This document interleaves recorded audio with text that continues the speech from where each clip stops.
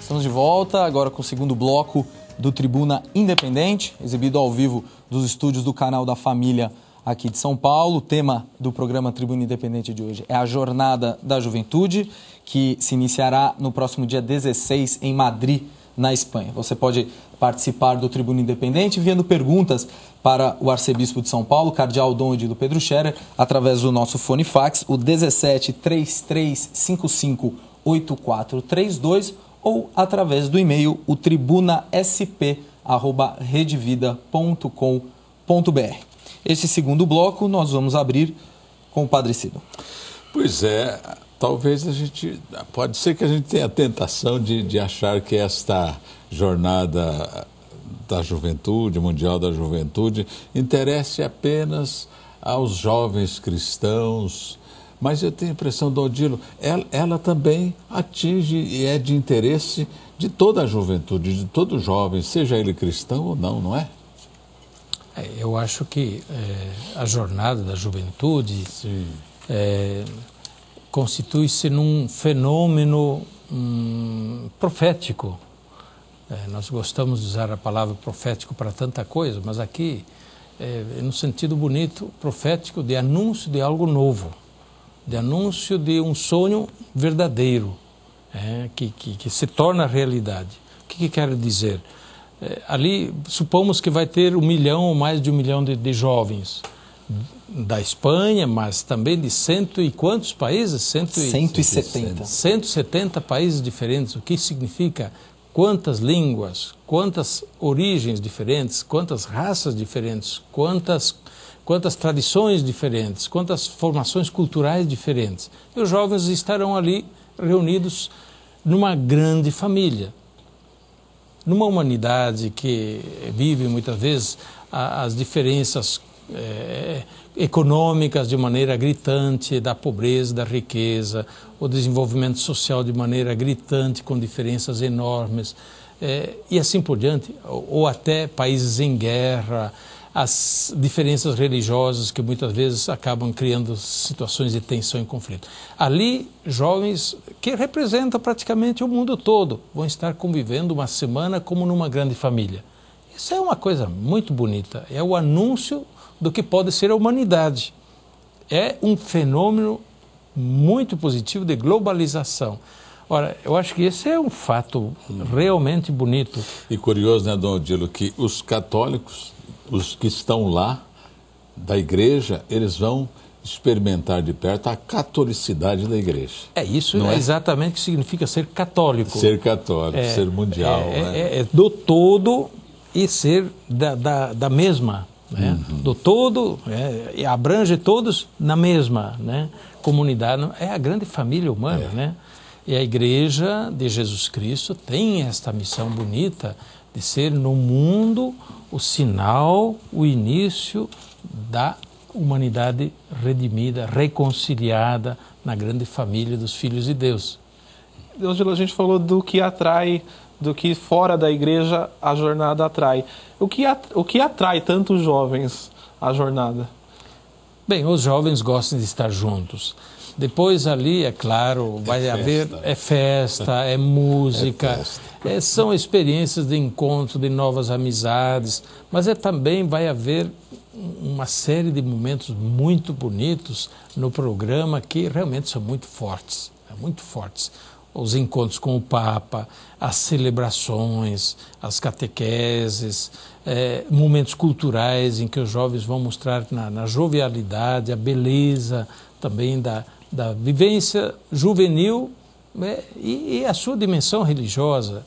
Às vezes se imagina que o jovem não é religioso, o jovem é muito religioso, é muito aberto à dimensão religiosa. Isso vai se apresentar lá de uma forma bela, artística, jovial, na medida da juventude, o rosto jovem da igreja. Dom Odilo, temos aqui uma pergunta de um internauta, do Carlos Alberto Souto. Ele é um leigo de Porto Alegre, Rio Grande do Sul. Ele fala: Dom Odilo, hoje vivemos uma nova época e a natalidade vem crescendo de maneira acelerada. E segundo o Carlos Alberto, os pais hoje estão despreparados, pois na maioria são pobres, enfim. A Igreja Latina Universal fez a opção pelos pobres. Isso significa, na opinião do senhor, que a igreja, hoje, ela é responsável por esses jovens? Olha, já que há segundo nosso telespectador, um despreparo das famílias? Eu quero discordar com o nosso internauta sobre o crescimento acelerado da natalidade. Não é verdade. Nós estamos numa desaceleração acentuada da natalidade. Agora, a questão da opção pelos pobres não é opção pela pobreza. A opção pelos pobres é para ver se os pobres conseguem a sair da pobreza, para que se faça justiça social, para que os pobres possam ter vida digna e assim por diante. Não é opção pela pobreza, para mantê-los na pobreza, entendamos bem isso. Mas é opção pelos pobres para valorizar, dignificar, estar do lado deles, nas lutas deles, e porque Jesus realmente ensinou isso para nós. Agora, que a igreja seja responsável pelos pobres ou afinal pela população, olha, a igreja está no meio dessa população. Eu não vou dizer que a igreja seja responsável pela população. A igreja é uma presença no meio da população. Mas, na verdade, a igreja não toma o lugar dos governos, das nações, das responsabilidades das autoridades públicas. Nesse ponto, a igreja não se substitui de forma nenhuma aos responsáveis das nações. Tá certo. Rafael? A gente falou um pouco aqui da estrutura da jornada, da que é festa, e tem alguns momentos, por exemplo, as catequeses, e o senhor vai como bispo catequista de língua portuguesa. Eu queria que o senhor falasse um pouco sobre esses momentos, especificamente a catequese, como funciona, e qual que é a expectativa e a perspectiva do senhor. O senhor é o mesmo tema da jornada, cada bispo tem um pouco livre. Se o senhor falasse um pouquinho sobre essa parte do programa, que é a da catequese. Sei. Então, nos dias 17, 18 e 19 de agosto agora, nas igrejas de Madrid, haverá as catequeses para os jovens distribuídos em grupos linguísticos, de línguas diferentes. Então, imagino que haverá dezenas, se não centenas de grupos diferentes. Só do Brasil haverá cerca de língua portuguesa, pelo menos uns 20 grupos diferentes. Imaginemos, então, de língua espanhola, quantos grupos diferentes haverá. Então, isso vai ser muito bonito. Em todas as igrejas, colégios, capelas, haverá grupos de catequese e serão os bispos do mundo inteiro que estarão lá como catequistas. Os temas dessa catequese são os mesmos e eles são distribuídos de maneira orgânica, de modo que não se repitam os temas, né? Então, o jovem que hoje vai numa igreja, amanhã vai em outra, não vai repetir o tema, vai sempre escutar um tema novo. São 3 os temas dos 3 dias de catequeses que desdobram o tema da jornada, né? Da jornada mundial. Então, tem num momento, um tema será firmes na fé, outro tema será enraizados e edificados em Cristo, e outro momento será testemunhas de Cristo no mundo. Ainda sobre a programação, a jornada ela está dividida em 3 áreas, digamos assim, que serão as cerimônias principais, o programa cultural e as catequeses, que o senhor acabou de explicar. Sobre as cerimônias principais e programa cultural, o que é isso exatamente? Bem, há um programa muito detalhado para essas jornadas, e os internautas que quiserem procurem lá no site da jornada, vocês vão encontrar, ou está espalhado naturalmente em muitos sites da igreja, mesmo do Vaticano, do Pontifício Conselho para os Leigos, da CNBB, mesmo da nossa Arquidiocese de São Paulo, no site da Arquidiocese já temos o programa. Mas os momentos principais serão as catequeses com os bispos, depois haverá a Via Crucis numa noite, já com a juventude reunida, num aeroporto urbano de Madrid, 4 Vientos. Depois haverá o encontro com o Papa, no dia que o Papa chega. Então, à noite, os jovens acolherão o Papa. Será um momento certamente bonito, de manifestações culturais. Depois haverá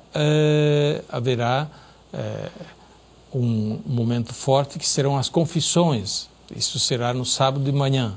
Haverá um momento, espaços para as confissões dos jovens que participarão da celebração penitencial.